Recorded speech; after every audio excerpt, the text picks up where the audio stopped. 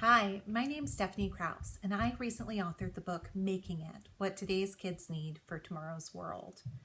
At the time when I was writing it, I had no idea that this would be a book released in the year 2020, when our households had become homeschools, when we were coming face to face with so many unprecedented challenges and the uprising of challenges that have been with us for too long. The confluence of two pandemics, anti-Blackness and racial violence, and a global health pandemic, leading to the closures of communities and schools and the fracturing of so many parts of society. I didn't think that I would be recording this video in a room that has functionally become the homeschool in my house. That upstairs my boys would be with their grandmother, who can't work as a substitute teacher right now because she's too old and the health risks are too high. I didn't think that my remote office would also be the place where learning would happen. And yet this is the experience for so many of us this year. And when I think about the research that went into the book, when I think about this question of what do young people really need to be ready for life, it's this moment that typifies it. Our young people today are growing up in a time of volatility and rapid change. Not only that, but the prospects are that they will live longer than any previous generation. That is, unless they are poor and young people of color. What we know right now is that young people can and should live to be 100 years old, potentially having working and adult lives of 70 to 80 years or more.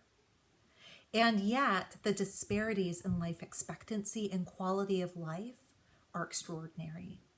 Some young people, particularly those who are poorest, particularly those who are Black, Brown, and Indigenous and poor, may not live to be 25.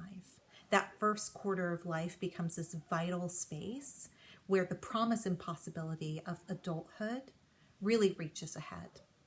And so what this book begins to unpack is, what does every young person need right now in a world that is still unjust and unfair, in a world in which there are still disparities and there are opportunities to disrupt and to make significant change. What this book really begins to unpack is what the currencies are for young people to go into this opportunity marketplace to seek out economic opportunities, whether they're learning or their work. It goes beyond thinking about what schools need to think instead about what young people need comprehensively and all of the spaces and places where that can happen. Because young people need more than credentials. Young people also need skills, and they need connections, and they need cash. These are the currencies that will help enable them to access and afford the opportunities that they need moving forward. The book Making It was meant to be my love letter back to the front lines. I'm a mom who started out as a teacher. I ran a school and an education nonprofit in my local community before moving into national work. And for the last 8 years, I've had the unbelievable privilege of traveling the country and meeting educators across the United States who are working hard to modernize how they think about college and career readiness, how they think about getting young people ready for adulthood. And there are some things that we know. We know that learning happens whenever and wherever it happens, and that sometimes the things that we consider enrichment and extracurricular are actually essential.